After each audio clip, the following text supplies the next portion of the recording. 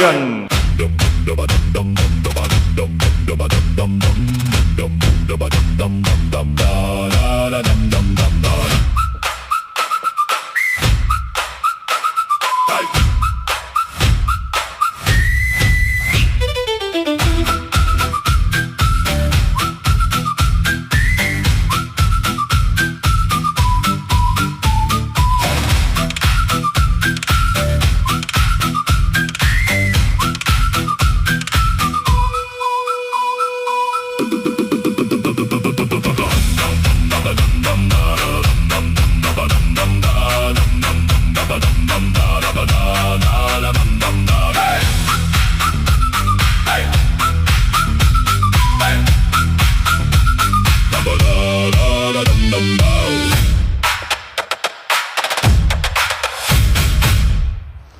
Hey guys, gals, non-binary pals, and everyone in between. I am the captain upon the fervent drift, and tonight I am joined by a very special guest for me. It's Eden Tay Arts. Eden has recently come on board with us as our artistic director. So we've got some very, very exciting things to share with you, to show you, and for some things that are coming up within the company. But as ever, we are not here for promotional purposes. We are here to dive down deep into the depths of the TTRPG community, find out exactly what it is the world has been talking about that the world doesn't want us to be saying. There's been quite a lot creeping up across the various socials this past week. But first off, let me welcome Charlie, aka Eden Tay Arts, to the table. Why don't you tell us just a little bit about yourself? Oh God, where to start? Well, if you can clear, I'm from the UK, born and bred in Birmingham. Fun place, gonna love it. I started drawing in general when I was 11, 12 years old, and I started out drawing anime. Anime of all things, because I had such an interest in it. It was like my whole world when I was a kid.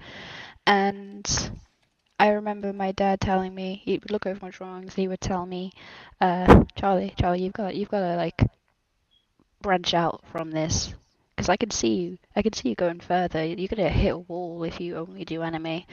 And then I started looking into becoming a tattoo artist. That never happened. Might still be on the table, might not. We'll see for the future. And then, I traveled around a bit. I lived in Romania for a good few years, and that's when when the whole COVID thing started, and that's when I fully started getting myself into digital art because there was nothing else really to do. You couldn't go out anywhere. You couldn't if you weren't an essential worker, then you weren't going to work. So I wanted to delve back into the art world, and I started out drawing my own various OCs on my phone. I drew on my phone with my fingers. So that's how I started taking commissions all, and when I started getting some semblance of popularity, I managed to get enough to get a digital tablet, to get a PC, and that's when I really started going in on my digital art career. And here I am now, like uh, 6 years later from that. Wonderful, wonderful. Well, thank you again, Charlie, and again, welcome aboard. Thank you. And we're really, really proud and really happy to have you on board, and we're very, very happy with some of the work that you've been doing, and I'm going to try and show some of that in a little bit, Yeah, go for it. because it's honestly absolutely phenomenal. I'm so glad you like it. I'm so glad you like it. Honestly, I'm psyched. I'm so Me psyched. too. I haven't been able to work on as much today as I'd like to because life things happened and I had to move away from PC for a little bit. No, But that's all right. every No, like other second I've been I've told you locked before. in. I've told you before. We are people. We don't care as long as things get. But as long as we see movement, we don't Yeah. care, and that's the big thing. And that's the thing about our company, is that we value everyone at all levels, And, as much as we value our customers, our guests, and everyone else in between. So, we've got some rather big controversies cropping up towards the end of April here. Hmm. So, first off, we've got D&D versus the Rising Rivals, aka Is the Crown Slipping?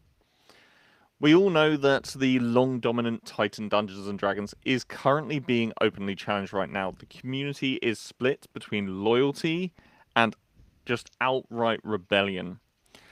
Now, we also have obviously Daggerheart came out a few months ago, and that has been gaining traction and gaining traction fast, surprisingly. And I think one of the biggest challenges that they're currently presenting is that a lot of the major former D&D designers are jumping ship from D&D and going over to Daggerheart, which is obviously given them a right boost. Um, and it's kind of, you know, the question really is D&D stagnating? Are newer systems just hype machines riding influencer power? Um, and obviously, there's a perceived loss as well with 5.5 around a loss of depth and player options. Is simplicity really a cost to character choices when creating? Ooh, that is a topic and a half to get into, isn't it? Oh, it really is. You know, D&D, the community vibe at the moment I think is D&D is safe, but it's stale, it's stagnated, and everyone else is chasing shiny new toys. And for me, D&D is my livelihood, and D&D is everything that I have put my unhatched chickens into. Um, However, that being said, I have I'm probably one of the few professional GMs who's had the pleasure of Pardon me?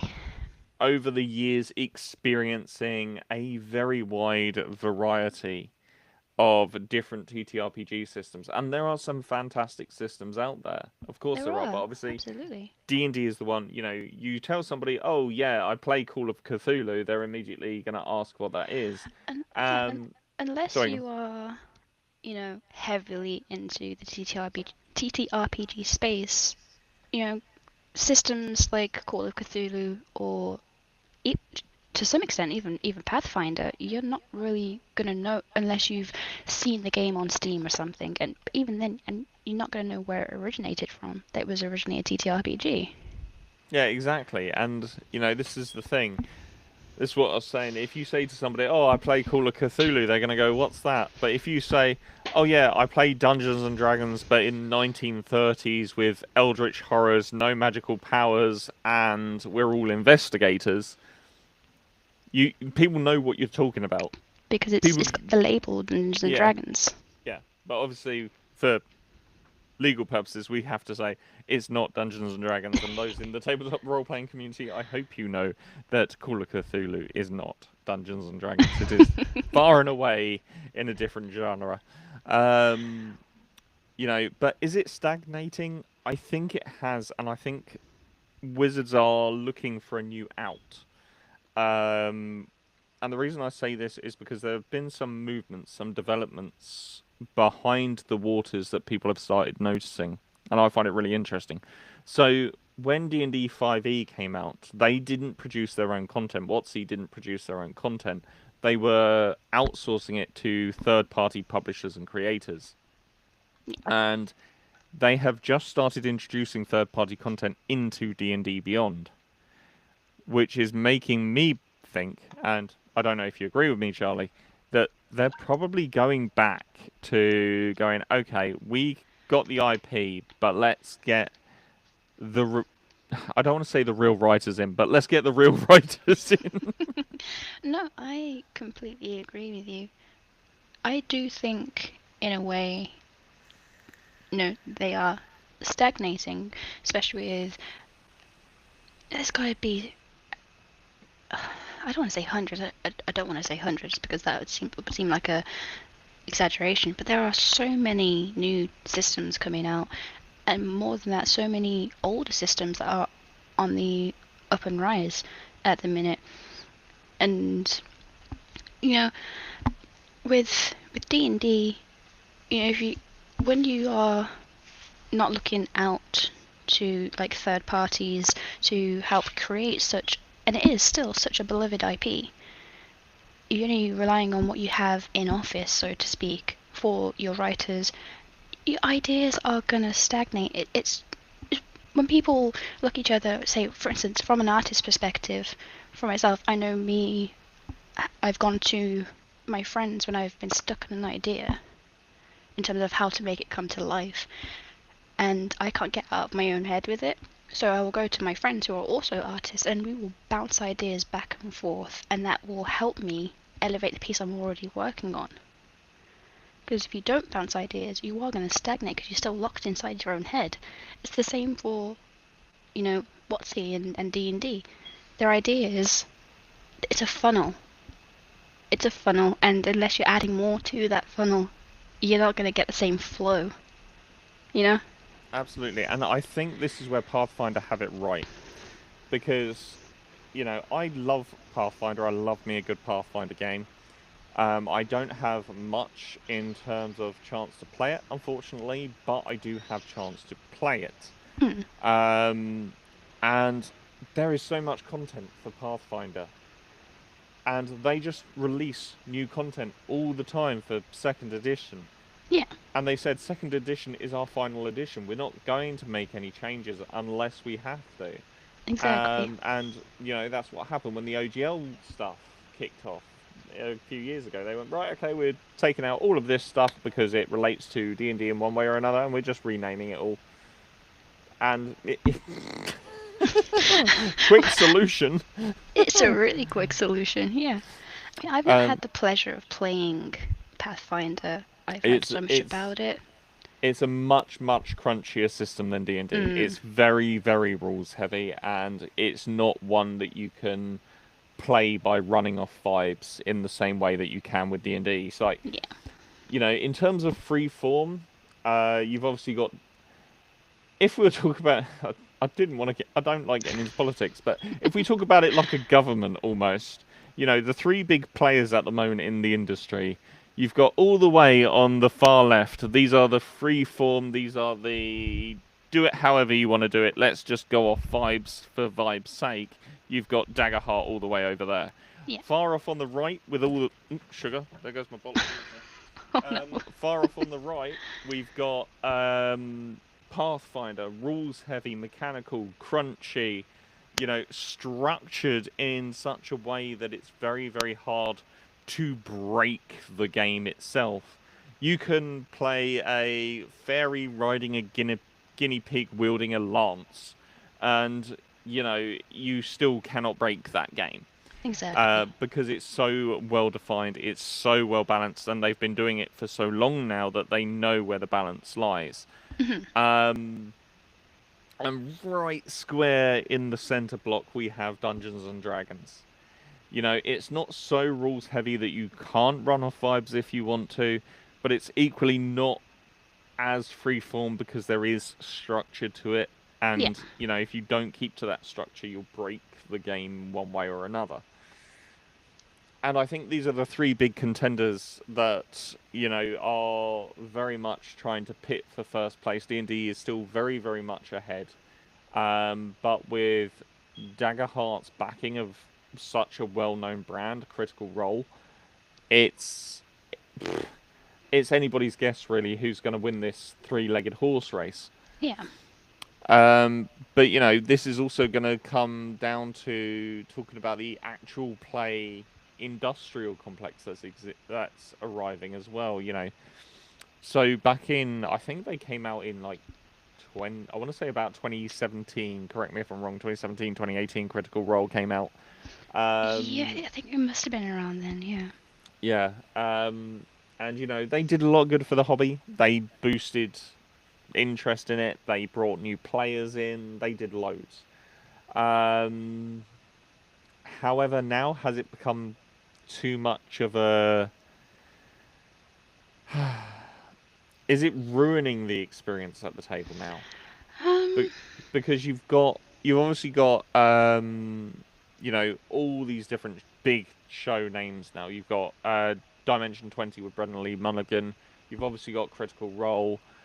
You've got the new announced D&D official actual play series. Yep. And You've got Legends of Evantris. yeah, yeah, You've got the up and coming min-maxed. there's so many, so many. Although min-maxed is one I'm going to stop there. Min-maxed is one I'm actually excited to watch. I haven't had a chance to watch it yet.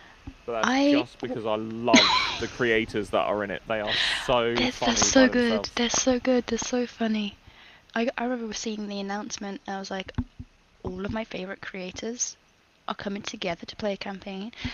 And I think that excitement there alone, going back to what you were saying, has it created like a standard, or you know, as the average player, seeing your favorite creators come by and put together a campaign, not only a campaign but a streamed campaign.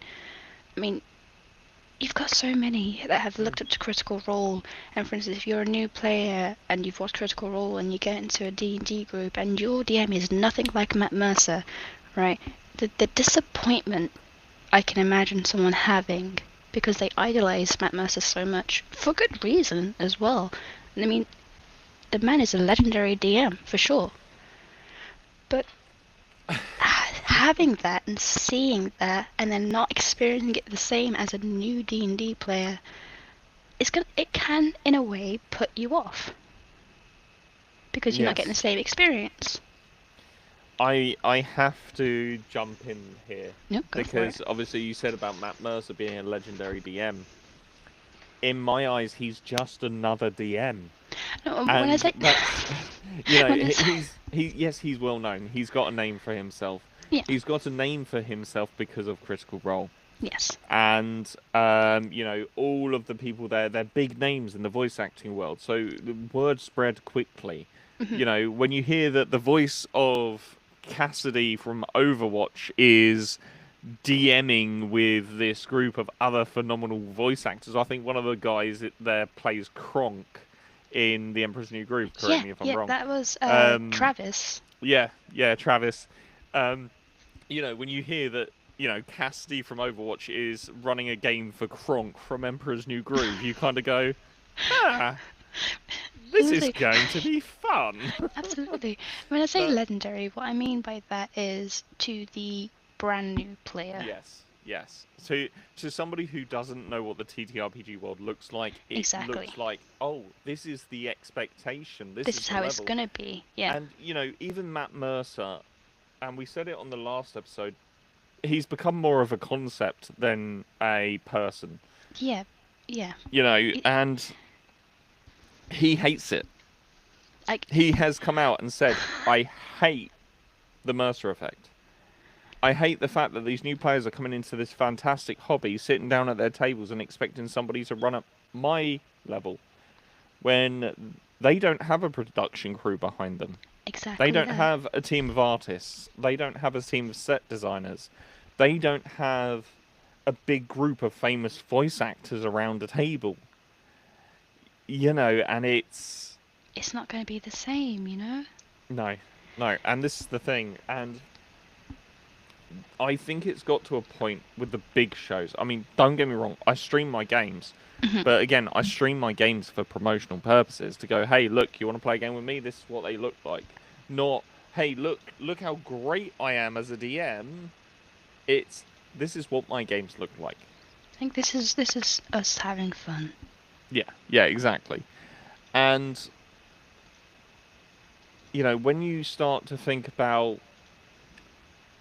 the difference between the experience at the table and the experience of watching, I find it very hard to sit through an episode of Critical Role. I find it very hard to sit through an episode of Dimension 20. I've tried it several times to listen to all these fantastic shows.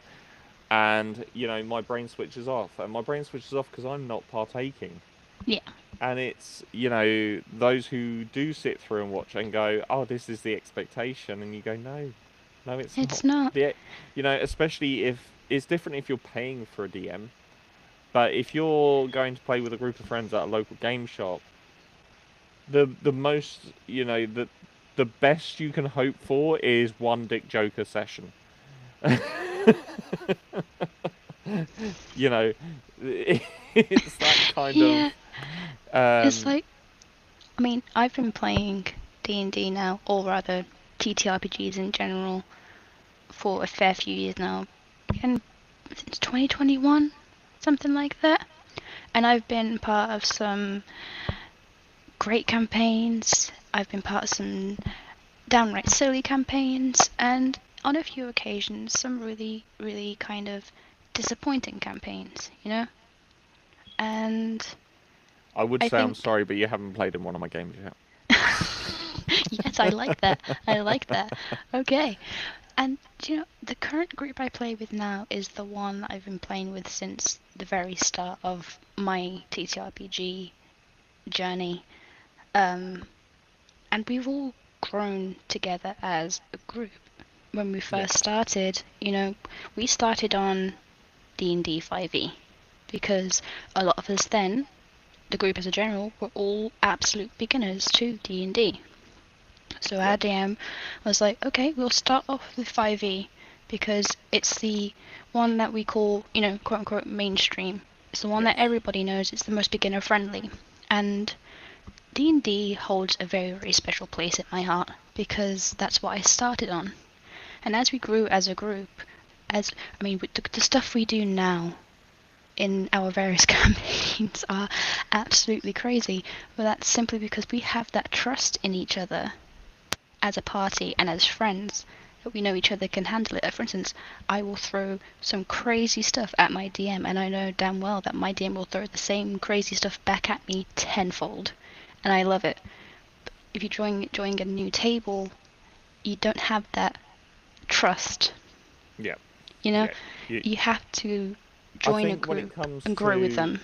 I think when it comes to forming groups, especially from a professional standpoint, because obviously as you know, I'm a professional GM as well. Hmm. It's one of the more difficult skills to really hone in on because a lot of professional GMs will just spam their links everywhere and hope people sign up. Yeah. And I'm one of these. I actually talk to people. I'm like, right, okay, what do you want from a D&D game? And if they turn around to me and they say, oh, I just want to have fun and chill and vibes, I say, well, my games probably aren't for you then. Exactly. And I Yeah. say that because my campaigns can have some real emotional weight to them. They, Yes. I, you know, I do make players cry. Not in a horrible way, not in No, a no, I'm going no. to bully you until you cry, I but get you. Uh, what I find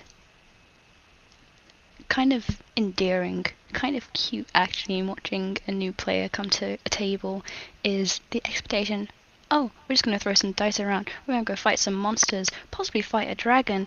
And they don't really put so much thought into the role play aspect. And now, hmm when you role play, especially joining a new table, it's so difficult to get into character because you're nervous. You don't know these people, they don't know you, right? And it's hard to just jump right in. And that's where I think the magic of D&D comes in, is watching the characters grow as not even as characters, because as a character they're a concept, but watching these characters grow as people, go through all the emotional moments, the good, the bad, right? Sometimes you find love, sometimes you lose a player, sometimes you become friends from enemies. Like, it's magical. It really, really is, and I love it so much. And I want more players, more new players, to see the magic in that rather than just think, oh, I get some dice, I throw the dice. Oh no, it's a nat 20. Yay! No. The combat is great. Sure, the dice rolls are awesome. My dice luck isn't great at all, and but sometimes the best stories are told through poor roles. I have to say, exactly, you know, exactly. you know, I always say to people, right, when you join my campaign, the dice rolls just guide the story. They don't determine the outcome. Yes. What they determine is, say, for example, somebody goes, I want to persuade the king to give me his kingdom. Okay, sure, go and roll persuasion. Natural 20 just means you don't get thrown in prison and hung for treason. And again, that's another lovely misconception, and I love it so much. And I love having to explain it because people are like, "I got a nat 20. I got a nat 20. It means automatic success. You've played Baldur's Gate too much, my friend. It does not mean an automatic success." Yeah, yeah. I think that's the Baldur's Gate effect as well, a little bit. It's Yes. the video gamification of this is the highest number I can get, therefore I succeed. Um, and I think there's been too much of that as well cropping up in the D&D Yeah. scene as well. I There's mean, been too much. obviously, WotC had a hand in Baldur's Mm. Gate 3, and power Don't to get it. don't get I've me wrong. Baldur's Gate 3 is a fantastic game It and is a a phenomenal brilliant game. brilliant introduction into what D&D actually is Yes. in terms of a video game medium. What I'm talking about is for years and years and years, people have been playing these video games, and you then got things like Skyrim, Bloodborne, um, the Elder Scrolls series, and all of these big open world games that people could explore. And that's also had a hand in people thinking of D&D as a video game. So when it comes down to things like combat, they're going, "Oh, I want to build the most powerful thing I can," without thinking about the utility of a character outside of combat. Yeah. Yeah, absolutely. And there's all these different elements to gamification of, like, video gamification of the tabletop role-playing game that I wouldn't say it harms the hobby necessarily, because when you explain it to people, they go, "Oh, okay, fine, yeah." But it also hurts the players' expectations, because again, it's Yeah. that kind of level of disappointment that they get when they get to the table and they find out, "Oh, Yes. okay, so I can't press up, down, A, B, right, left." Exactly. I mean, was it last year now? Last year I ran a very brief game. My first time DMing for my brother, my god brother, and a couple of his friends. My god brother and his friends were fresh off the boat, coming off Baldur's Gate 3, Hmm. and I had to sit them down and explain to them like, it's great you've played Baldur's Gate 3, honestly, because it gives you such a great introduction. However, what you see in that game and the skills you have in that game versus what you would see on, you know, at the table are, in terms of playability, miles apart because it matters. Your stats matter. In Baldur's Gate 3, you have your standard array. You put your points in. When I run a game, and how I've been taught is you roll your stats, and sometimes they're just downright bad. And I had to So, explain to them it's so different. so when it comes to stat array and rolling stats, I always give the players the option. They can either, in my games, they can either take the heroic array that I give them, or they Hmm. can roll their stats. Statistically, if they roll, they are going to be worse than the heroic array, Yes. statistically speaking. However, that being said, I personally prefer to roll for stats, because if you roll for stats and you get something really, really bad, that makes the character far more interesting. And I'm Thank not you. lying. Yes. I'm not lying when I say this. I sat down at a table, an IRL table, to run a game last year sometime, and the players all sat round. We introduced ourselves, spoke about session zero and stuff like that, and then we were right. Let's do some character creation then. And this one guy rolled his dice, and from the other side of the table, I hear, "Way!" Okay, what's going on? Bearing in mind this is an 8 foot long table. So I've stood up, I've walked around, checked the dice. He goes, 18. I went, Did nice, you drop the nice. lowest? Yeah, yeah, yeah, that was dropping the lowest. Nice. He'd rolled 3 6s and a 1. Um, so I remained over that side of the table just to make sure that everyone was happy and everything else. He rolled the stat again, another 18. He rolled the next one, another 18. He rolled the next one, another 18. Were his dice No, weighted? no, Wow. because I then took those dice away, gave him a set of my dice, and said, "Right, roll the last few sets, the last few stats with my dice. 18, 18, 18." That luck is phenomenal. Holy hells. And he turned around to me and goes, can I just put whatever numbers in my character sheet that I feel I want?" I went, if you want to Absolutely. make your Go character for it. weaker, go for it. No, but no spite off my nose. And the other players, obviously, they understood that the only reason I was letting him do, like, put whatever numbers in he wanted to, 18 and down, is because he had rolled 6 18s and he wanted a more interesting character than, I'm good at everything. Yeah, imagine that. Imagine that. Having a character that's that as historically in any of my sessions never ever happened, right? Never happened. No. All of us are either exceptionally good at one thing, exceptionally bad at another thing, or just bad generally across the board. And this is the thing, right? So, rules is written, rule of cool, and then Munchkin in the middle. Yes. If we have a Venn diagram, okay, of rules is written, rules are cool, and then underneath is the Munchkin. Munchkins are both a blessing and a curse. Because, yes, they're great at the thing they're great at, and bad at the thing they're bad at. And I love having them at my tables because I can mess with them so easily and with so much fun. And then they start trying to find solutions to those weaknesses, exposing other weaknesses. And but it comes when it's an inexperienced DM, somebody who's not used to that kind of, I'm building the most powerful thing I can build, and they start steamrolling every Yes. encounter, steamrolling every kind of social interaction. And I think for new GMs, when it comes to Munchkins, the Munchkins need to cool off. They Yeah. need to calm down, even whether you're playing Rule of Cool or whether you're playing Rules as Written. Because if it's a Munchkin as rules as written, they tend to be more rules lawyerish, and they will use the rules to try and manipulate everything. And they will do things like misinterpret the wording of a spell to try and get their own way with it. Yeah. In rules of cool style of play, they will take it to the extremes and try to pull off some really dumb stuff. And the GM feels guilty for saying no.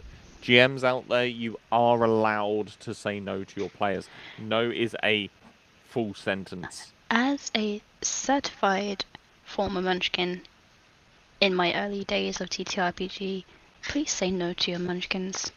Please say no to your munchkins. Break their little hearts. It's not gonna last. It's not gonna last. They will be sad for a moment, and the next session they'll come up with another crazy idea. They'll be fine. Say no to your munchkins. I think that's a full TikTok clip in itself right there. Just Do it. say no to your munchkins. Clip it. I'll be so happy if you Uh, clip it. it will be like when I do the editing later, it will Yeah. clip all of the things. So I want to talk about something a bit interesting. So there's a lot of podcast actual plays, and I do that for a reason. Mhm. Podcasts like Worlds Beyond Number that are obviously heavily edited, that focus on less dice, more storytelling, edited and polished experiences, which, if you're editing out the mechanics of a game post production, is it still playing the game? And how You can we just how can we tell if it's authentic or not? at that point you're just telling a story. You're just telling a story, which is, in itself great. Everybody loves a good story. But if you're there to learn to play D&D and you're there because you're interested in the mechanics of D&D, you know, it's you shouldn't really be editing out so much of the mechanics just to tell the story. The mechanics are part of the story. You should include Yeah, them. absolutely. Absolutely. And I think it's so vital. And again, I did mention him last time. I'm going to mention him this time as well. Wolf, the GM on TikTok, he is great. Some of his content is great, and it's also sort of feeding me ideas as well. Mhm. And, the conversation about big bad HP pools came up. Mhm. If you are arbitrarily saying, oh, yeah, that's enough damage, or combat has now gone on for long enough, well done, guys, you did a good job, you're actually taking away part of the game from your players. Yeah. You are defeating the entire experience of D&D for your players because Yes. you are no longer allowing your players' choices to matter. Exactly. If you're in a long, hard combat, and I've been part of a few, and the desperation you have to defeat whatever you're trying to defeat, whether it be, you know, a bunch of smaller enemies or a BBEG, right? Regardless of the enemy you're fighting, regardless of how long that combat is, hells, you want to win because you won it, not because your DM said, okay, we're done now. There's Yeah, no there's no satisfaction in that. There's no sense of victory. As players, you want that sense of victory, especially if you're going after a BBAG. That's the whole point of it. yeah, absolutely.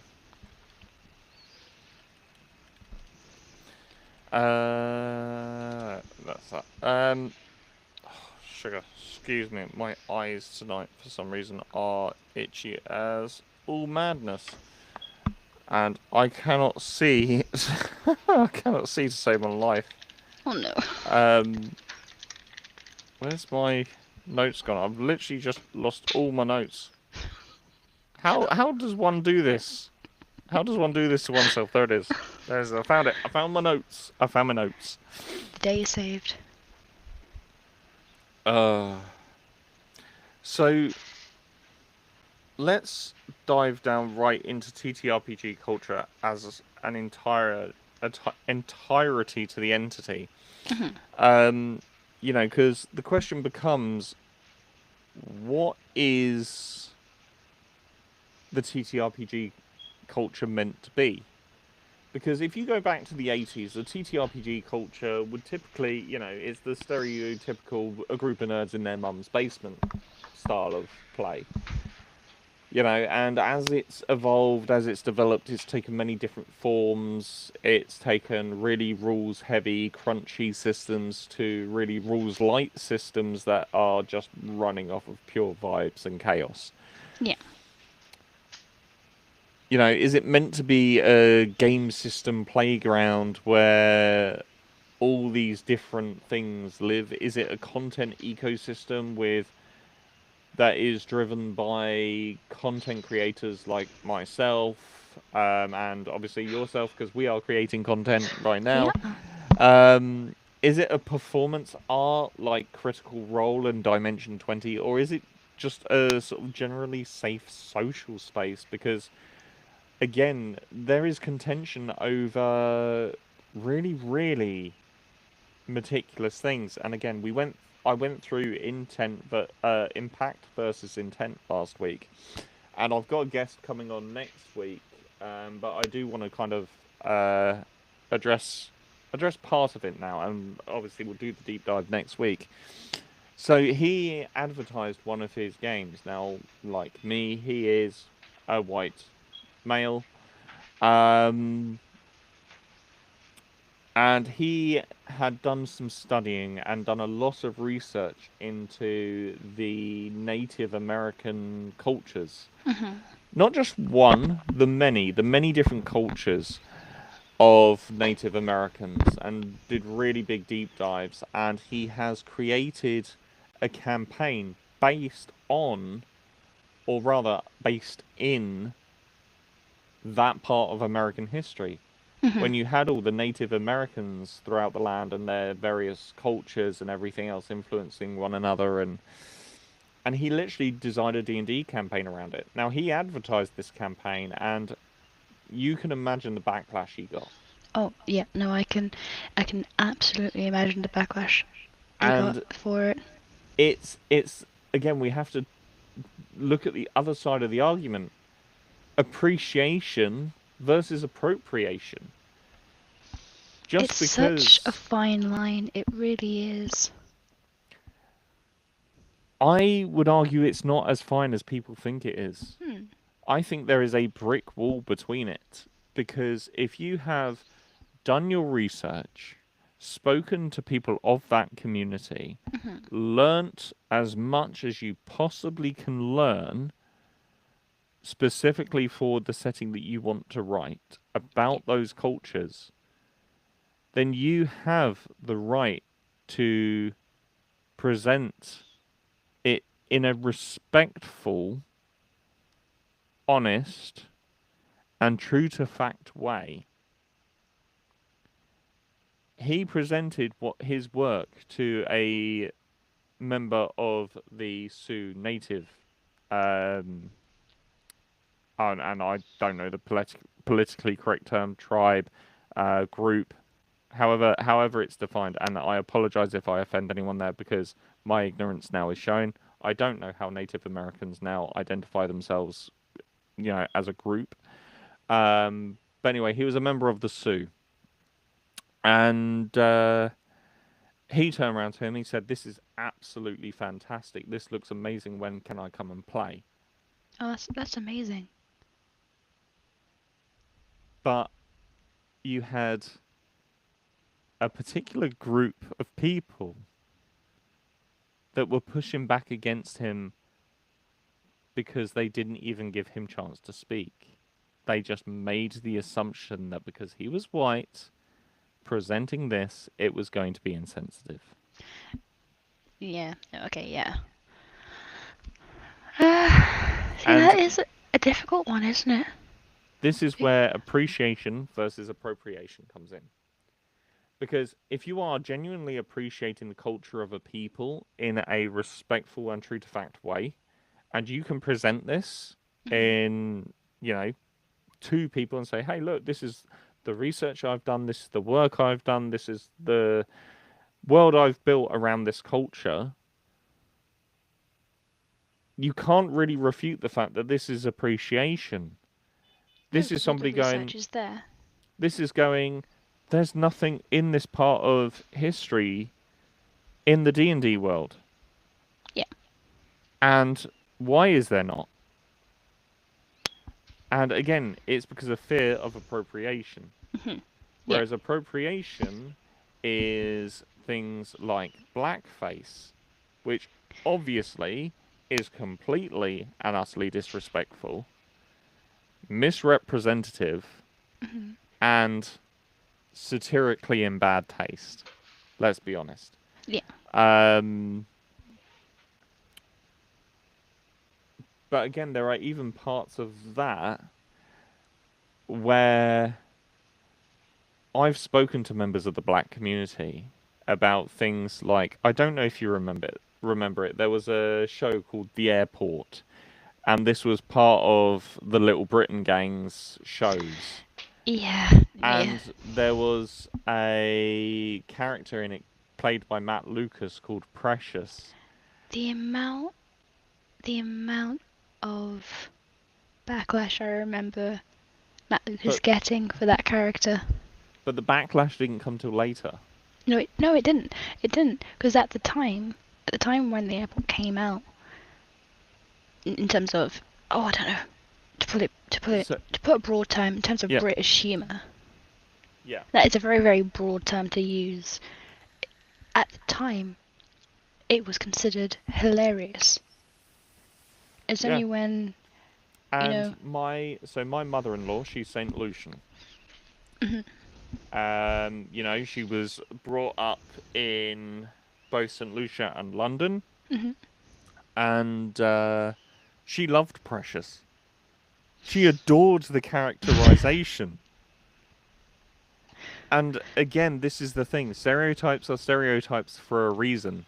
yeah, And when you are pushing it to that point of satire where you're going, I'm going to absolutely rip into this part of it to show how ridiculous this stereotype is, you're actually bringing attention to the problem, but too many people are focused on the stereotype the his. itself. Yeah, Yeah, yeah, absolutely.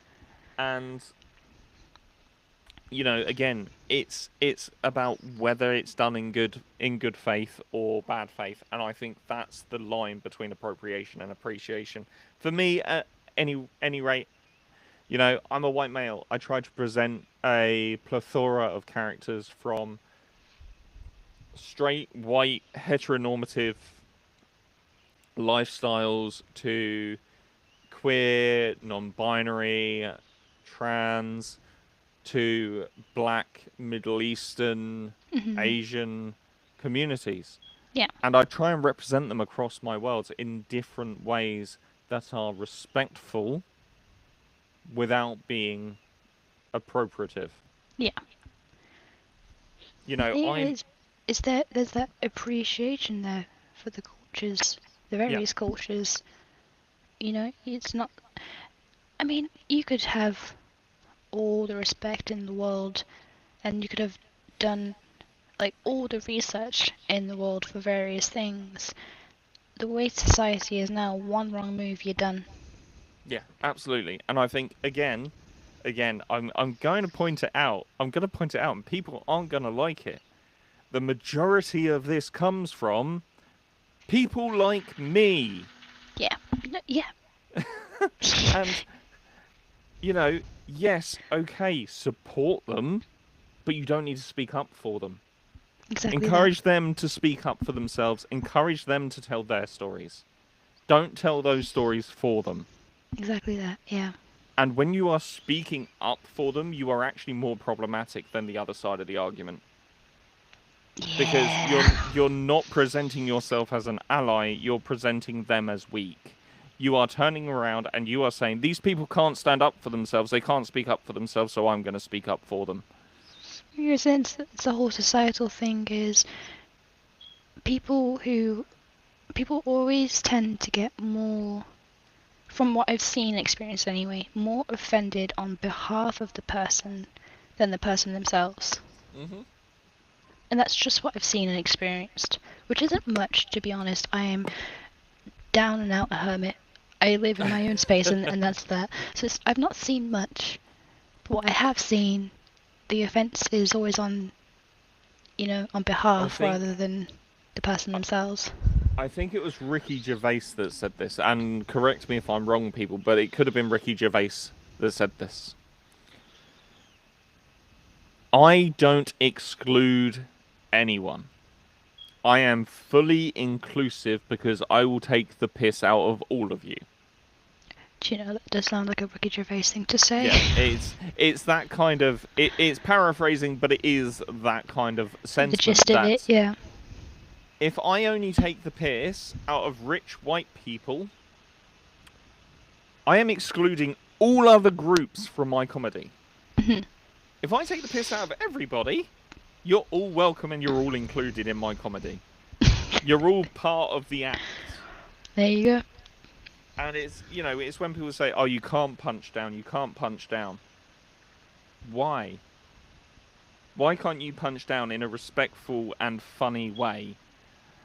Again, stereotypes are stereotypes for a reason. Comedians for centuries have used stereotypes to point out the problems in society in a way that is humorous and makes people go, hang on a minute, wait.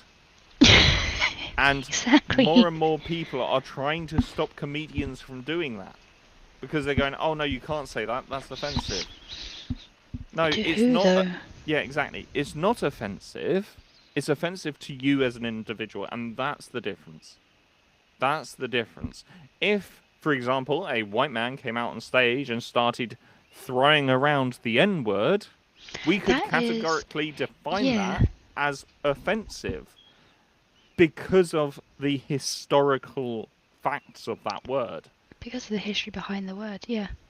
And there is documented, extensive history behind that word. Yes, exactly. And this is the thing, but the difference when it comes to, you know, as a bisexual man, somebody comes up to me and says to me, "Oh, I bet you can't talk straight." No, darling, you're right. I speak all over the place. You know, I'm, you know, I have many personas. I can be Campers Christmas, or I can be, Butcher's Cassidy, as they say. There you go. Yeah. This, man, I think this is like a lot of the reason I became as self-admitted as I did because the fear of offending the wrong people, that's a broad way to put it, fear of offending anybody, because you, even if you don't intend to, even if you don't mean it, you know, again, one wrong thing, you're done. Yeah, yeah, absolutely. But you know what? I've always, somebody once said to me, someone is always going to be offended. Yeah. And again, it was another comedian. I can't remember who it was, and he went, "Okay, you're offended. You haven't got leprosy. You're not going to die next week. It hurt your feelings." Oh, And it's that kind of bridge. We have yeah. to be careful. We have to be respectful. But again, you also have to understand that a lot of comedy is written in satire. It's meant as light-hearted banter. Now, again, if a white comedian is coming on and every week just taking the piss out of the black community, or just taking the piss out of the transgender community, or just taking the piss out of one particular community, you can say that person has a bias. You can Yes. say that person is bigoted. You can say that person does not deserve a platform to stand on because they're not doing their comedy in good faith. But when it's someone like Jimmy Carr, when it's someone like Ricky Gervais, their comedy is coming out in a way that is meant to highlight the issues of society. Yeah. And one of the biggest issues as society, and is very prevalent in the TTRPG community, just to bring it back to the subject matter, very prevalent in the TTRPG community, is this white knightism. It's Yeah. this cancel culture of you can't say that, you can't do that, you can't be this, you can't be that. I'm sorry, you're trying to define me by your standards, Yeah. and I just think that this is one of the biggest community splits right now. When is it too much? There's people that, okay, it's a stupid thing, really stupid example, swapping the words race for species. Mhm. Now, in a sense, logically and scientifically speaking, it's more accurate to say species because you can't tell me that a tabaxi is a different race of human. Exactly. Yeah. Whereas a panther tabaxi and a leopard tabaxi would be the same species but different race. Yes. And that is an important differentiation. However, there are those that got really upset with this change. And again, they were going, oh no, it's too woke, it's too, if it's woke, it's broke, and all this kind of thing. And again, I'm going to reiterate it on this show as well. Being woke is about understanding the systemic oppression of groups of society. It is not about the language we are using. It is not about the safety mechanisms we implement at our tables to make sure the players are safe and are only experiencing content they want to experience. Mhm. If you want a group of far right people around a table to, go and hash out a group of all evil orcs, go for it. But understand there's going to be a lot of people that say to you, no, that's not right. Because Exactly. it is an analog for society. It is an ugly analog for society. Yeah, I mean, like, seriously, run your game how you like. Run whatever campaign you like, whether it be an official module or homebrew. Run it however you want. Understand your play base. Understand the people that are coming into your game. If you are finding like-minded people to play that game with you, and you're running a campaign of that nature, then what can we do about it? But don't expect people to be fully on board with that because they're not gonna be. They're just not. No, absolutely. Absolutely. I know I personally wouldn't join a campaign that is completely and utterly far right and there's loads of massive, you know, horrible stuff in there hmm because that's not what I'd be comfortable with as a person. No, absolutely not. And I'm going to bring this conversation actually back to actual plays because there has been some rather ugly truths come out about the TTRPG community. Mm.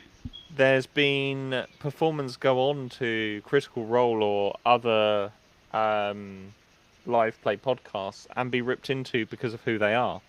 Yeah. Not because of how they're actually performing at the table, not because, they might be new in front of the camera. It's because of who they are. And, people go, oh, we don't need this individual because of XYZ. Why don't you need that individual? Why don't you need them? Mm. What is them being at the table taking away from your enjoyment about this show? Criticism is fair, but when an entire community is criticizing a single individual, you have to start sort of sitting back and analyzing, hang on a minute, why is this individual getting so much flack? And again, we come down to expectation versus reality at the tables in comparison to actual live plays. Mm. If you get that new player coming in, they're going to be expecting character arcs. Oh, character arcs! Actually, I want to touch on that note very, very quickly, whilst my ADHD brain is allowing it. So.